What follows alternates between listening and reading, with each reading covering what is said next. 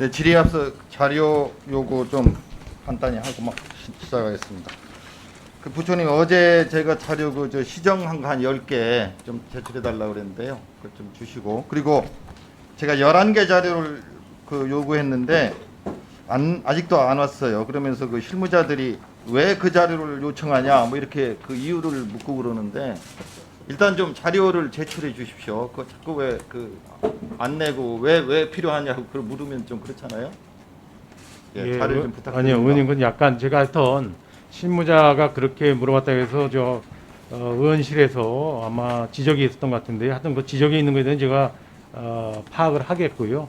다만 제가 아침에 확인한 바로는 자료를 두 차례에 걸쳐서 요청하셔서 자료를 제출을 했는데, 또 다시 제출을 요구를 하셔서 옛날보다 어떻게 다르게 해야 되는지, 똑같은 자료를 두 번 5월 달하고 7월 달에 9월 달에 두 번 제출을 했다고 합니다. 그러니까 물어본 게 어떤 취지인지 알아야 뭐 다른 추가적인 내용 보완을 하기 때문에 물어본 건데, 그 과정에서 아마 의원실에서 왜 물어보냐 하면서 좀 저게 있었던 것 같습니다. 그 내용은 제가 혹시 결례가 있었다면 제가 어떤 뭐 사과는 드리는데요. 또 우리 실무자가 그런 의도로 의원님실에 무슨 뭐 다른 의도로 그렇게 여쭤본 건 아니라는 걸 좀 이해해 주셨으면 합니다. 네, 하여튼 저 장관님 좀 챙겨주시고요. 예. 질의 시작하겠습니다. 질의하십시오. 그 첫 번째 그 양도세하고 이제 오늘 세제가 주로 주요 의제인데요. 양도세하고 다주택자 매매인데요. 화면 좀 띄워주시죠.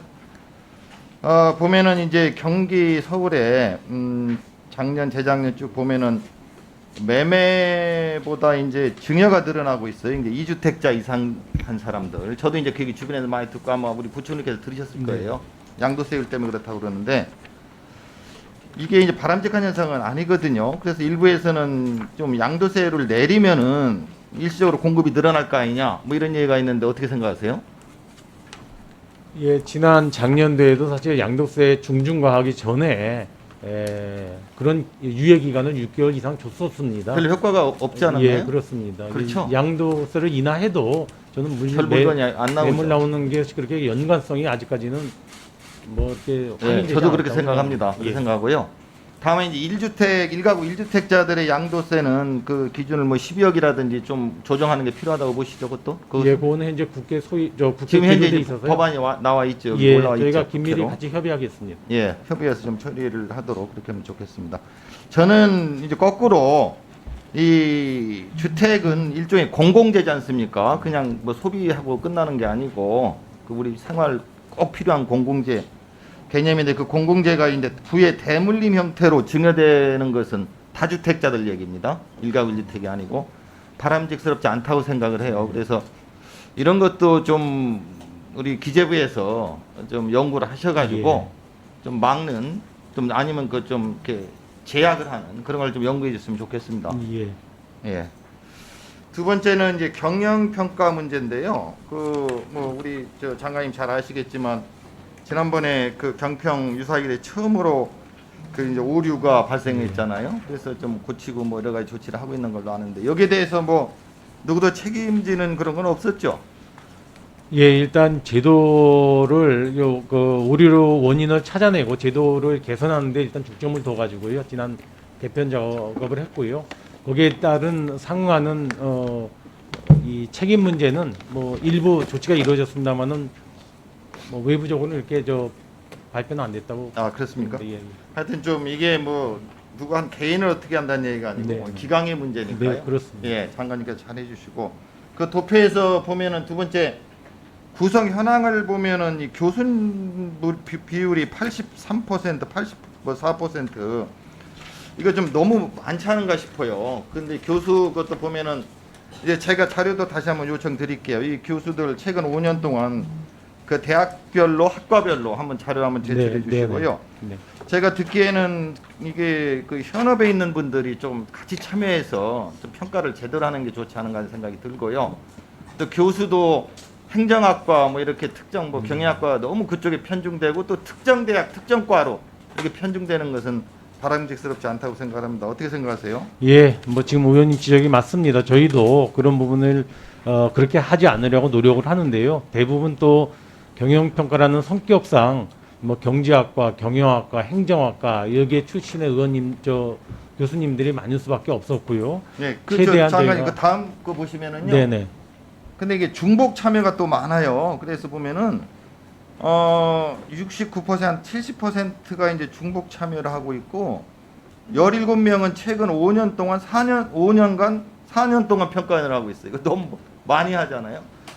그거는 의원님 조금 생각이 정한데 너무 그래요? 5년, 7년 이렇게 하면은 진짜 고인물이 되겠지만 예. 1년만 하고 사람을 바꿔야 되면 진짜 상황 파악하다가 평가 아니, 한 2년은 괜찮은데 그 뭐 되게- 5년 지난 5년 동안 보니까 4년간 계속 의원을 하고 예. 있다. 그건 좀 통상- 너무 고인물 통상적으로 아니에요? 한 3년 정도까지는 저희가 많은 사례가 많은데요. 4년, 5년, 6년은 저희가 한번 다시 들여다보겠습니다. 예, 아무래도 그분들은 이제 그렇게 하다가 평가 단장까지 이렇게 가는 경우도 있고 해서요. 경험이 축적되다 보니까 있는데 저희가 했던 편중 문제라든가 중복 참여 문제는 다시 한번 지금 통계적으로 그래요. 다시 장관님 쳐다보겠습니다. 그 평가단장이나 뭐 그 개선 TF 팀장인가 그분들도 네, 뭐 네. 특정 대학의 특정 행정 그 대학원 뭐 이런데 그분들이 계속 하시는 것도 개선을 하기 위해서는 좀 다른 분이 보셔야 될 것 같아요. 네. 참고로 좀 해주시고요. 그 다음에 이제 보면은 그 기재부 금융이사나 공공기관 임원 그 쭉 보니까 기재부 출신들이 뭐 92.3% 많이 나가 있어요. 그거 뭐 좀 나가 있는 건 이해는 되는데요. 너무 많지 않나 하는 생각이 들고요. 둘째는 이렇게 기재부 출신들이 많이 나가 있으면은 경영 평가가 좀 제대로 될라나 이런 또 생각도 듭니다. 어떻게 생각하세요?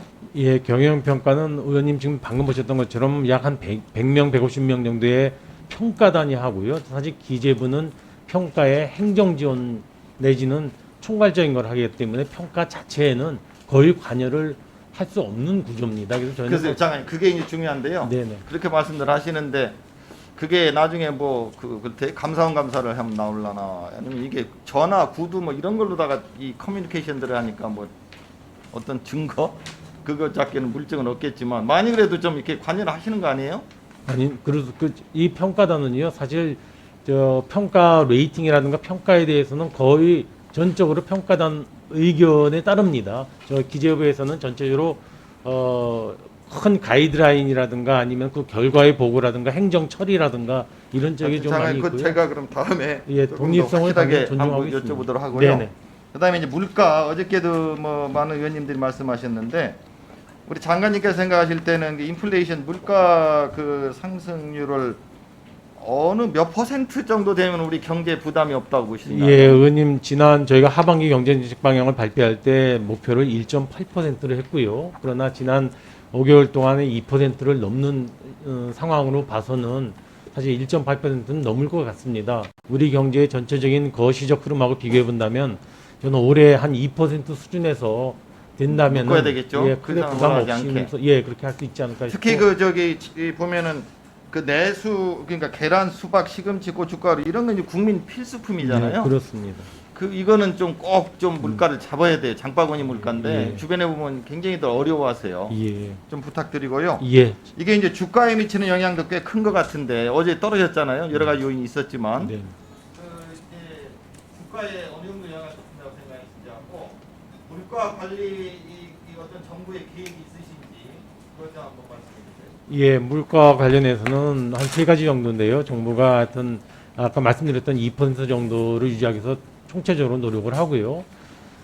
지금 가장 중요한 것 두 개는 농축수산물에 대한 물가, 지금 아까 계란 말씀 주신 것처럼 거기에 대해서는 정부가 방출 물량을 비축 물량을 방출하다는가 해서 어떤 농축수산물에 대해서는 최대한 정부가 할 수 있는 조치를 취하겠습니다.